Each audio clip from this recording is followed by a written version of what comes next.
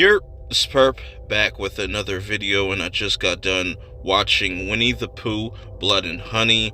This was definitely one of my most anticipated horror movies to come out this year, and it definitely exceeded my expectations. Now, there was a lot of mixed reactions when people heard about this. A lot of people why are they trying to ruin one of my childhood movies with a horror movie?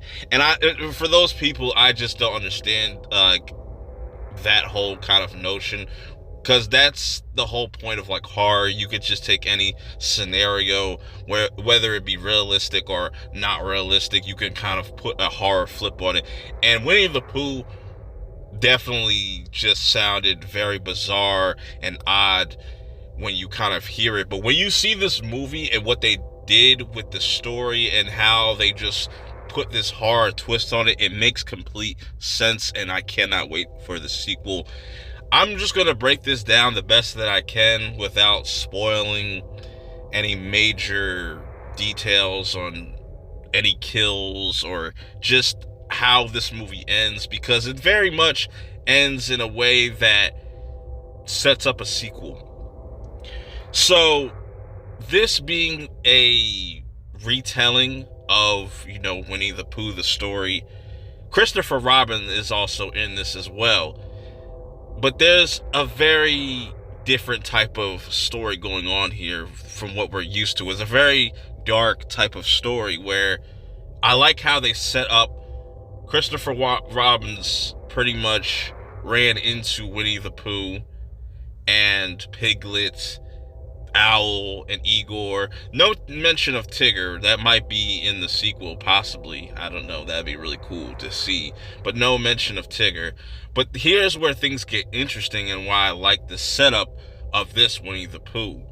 So, these characters, and this is what kind of blew my mind too, is that I thought these people were wearing masks, wearing Winnie the Pooh masks. No, this is their actual face. That's their actual body. You know what I'm saying?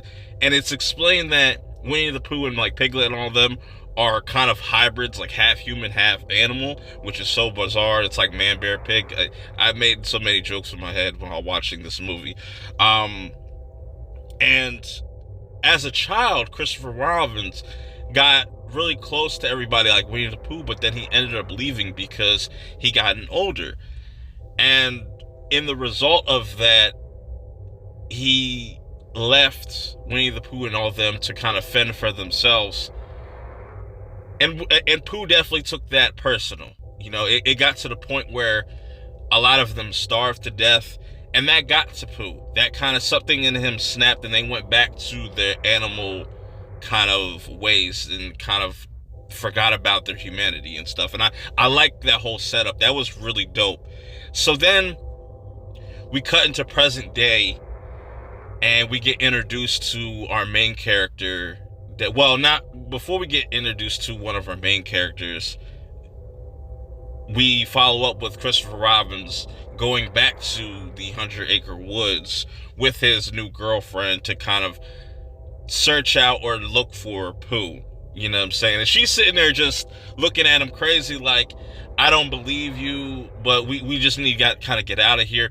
The place that he goes to has changed a lot, and he definitely feels like something's off, and then he ends up getting captured by Winnie the Pooh, and his girlfriend ends up getting murked. That's as far as I'm going to go as spoilers, you know what I'm saying? Because that's all in the opening. That was a really dope opening. And now it sets up our main character, Maria, that we get introduced to. She has kind of this therapy session.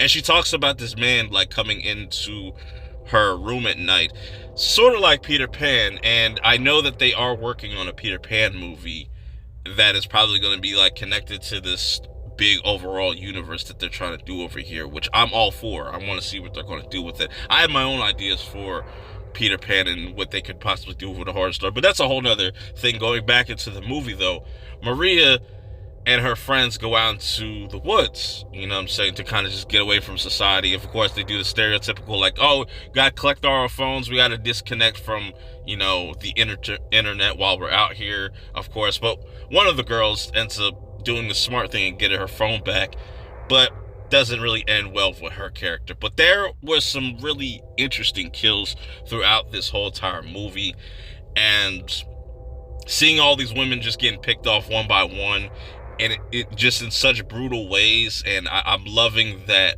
they don't shy away from the gore in this. The gore is pretty dope. There's a really cool kill with a wood chipper, a really cool kill with Piglet and a sledgehammer. That was really cool. And it's interesting to see this Winnie the Pooh that, you know, is very jaded. He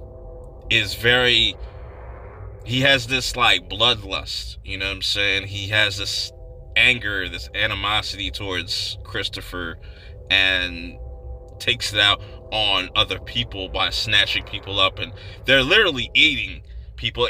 And that's where like the Hills of Eyes kind of vibe that I get with this whole entire film comes about. And it was really brilliant to me just how they were able to do something unique with this story, with also keeping really true to who Winnie the Pooh is, because there are some mannerisms that are familiar. You know, he eats honey.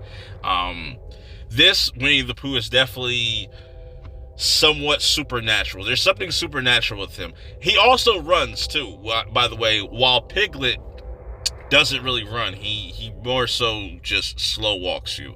And I thought this was a really entertaining movie from start to finish, bro. I thought the kills were really dope.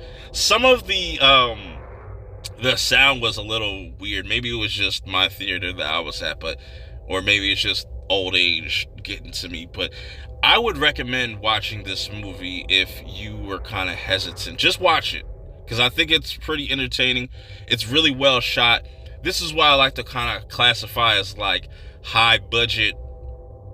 It's quality, low budget horror films like Terrifier 2, you know what I'm saying?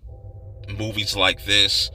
So yeah, it was definitely worth the watch. I like the pacing for a movie that kicks things off, doesn't really slow down, even though there are some scenes that kind of get ridiculous that could have probably shaved off a couple minutes or so, because it definitely kind of made it silly at times, but still effective. I liked it. Definitely recommend you check it out for yourself. If you have checked it out, let me know your thoughts on the movie in the comments below. But until next time, I'll see y'all in the next video. Peace.